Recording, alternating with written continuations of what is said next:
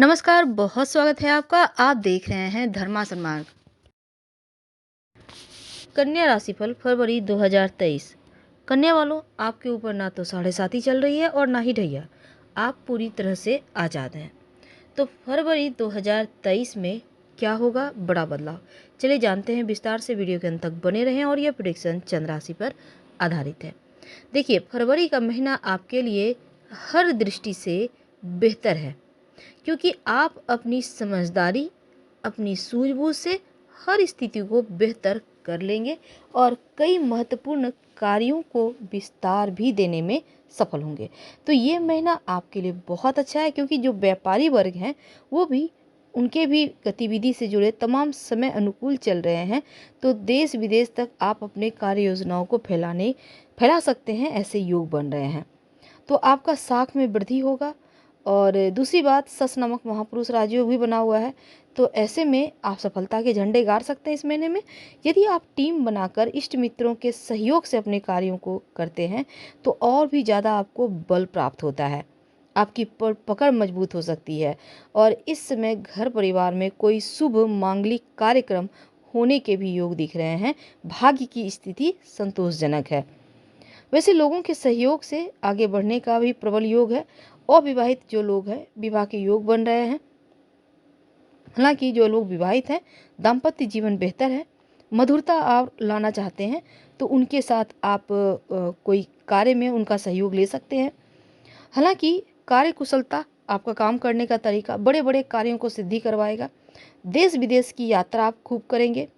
अगर आप share market, mutual fund वगैरह में सोच समझकर धन लगाएं तो धन बढ़ता दिख रहा है, यानी कि स्थितियां पूरी तरह से आपके कंट्रोल में है। तो अब जानते हैं विस्तार से।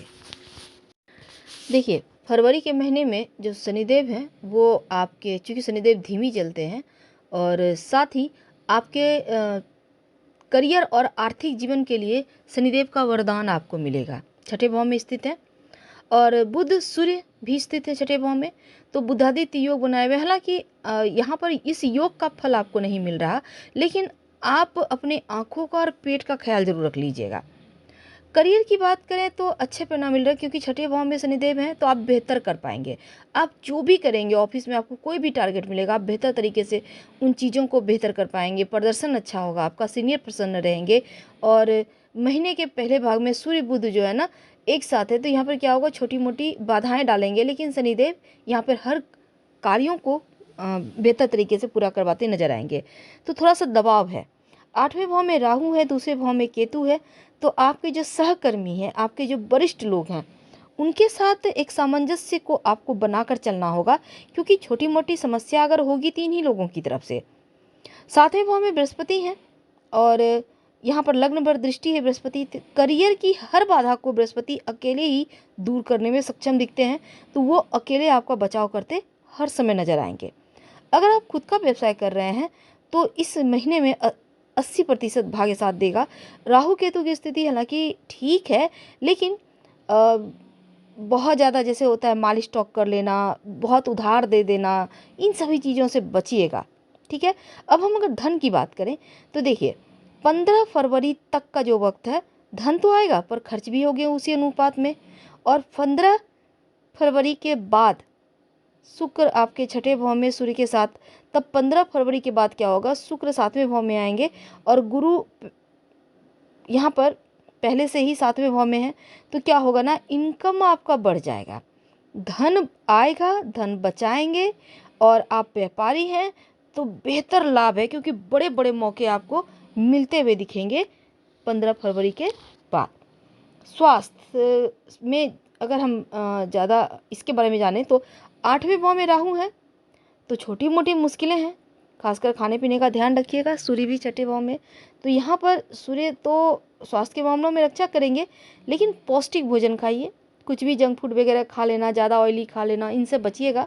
थोड़ा सा अपना ध्यान रखिए, फिटनेस का ध्यान रखिए। दिन की शुरुआत योगा एक्सरसाइज से करें, क्योंकि स्वस्थ शरीर में स्वस्थ दिमाग रहता है।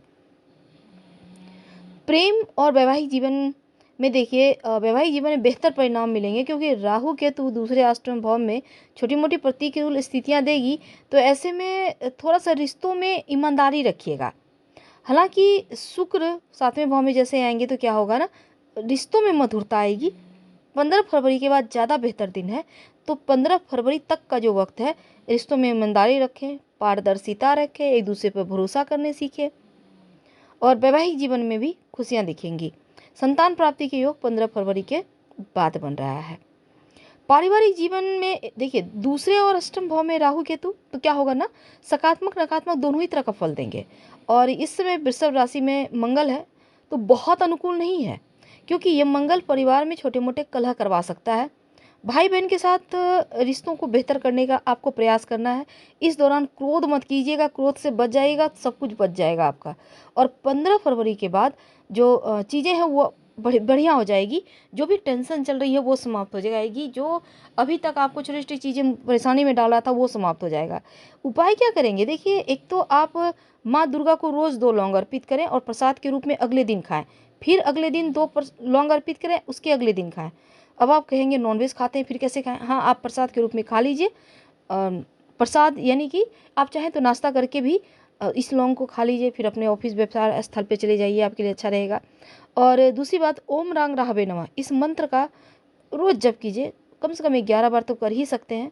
हनुमान चालीसा पढ़कर दिन की शुरुआत कीजिएगा। इससे क्या होगा, बहुत सारी मुश्किलों से आप यूं ही चुटकियों में बच जाएंगे। तो आपके लिए हमने बात की कि फरवरी का महीना कैसा रहेगा। अब जानते हैं जो विद्यार्थी हैं उनके लिए कैसा रहेगा, क्योंकि बच्चों को ज़्यादा इंतजार रहता है, पढ़ाई लिखाई है, एग्जाम है। देखिए कॉलेज में परीक्षा का समय पास ही आ गया है और आप तैयारी में भी लगे हैं। मन लगा कर पढ़िएगा। हालांकि दोस्तों के साथ घूमने फिरने का भी प्लान बनेगा, लेकिन आप ज़रूरत से ज़्यादा घूमेंगे तो पढ़ाई लिखाई में अड़चनें आएंगी। तो पढ़ाई में मन लगाइए, खेलकूद में ज़रा कम मन लगाइए। जो कार्य करेंगे उसी में मन लगेगा, हमेशा जानते हैं आप।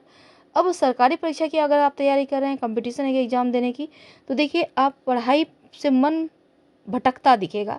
मार्ग से ना भटकें, इसलिए आपको रोज़ गायत्री मंत्र पढ़ना है, कम से कम 27 बार, ताकि आप सही समय पर सही डिसीजन ले पाएँ और टीचर का, सीनियर जो हैं उनका मार्गदर्शन लेते रहें।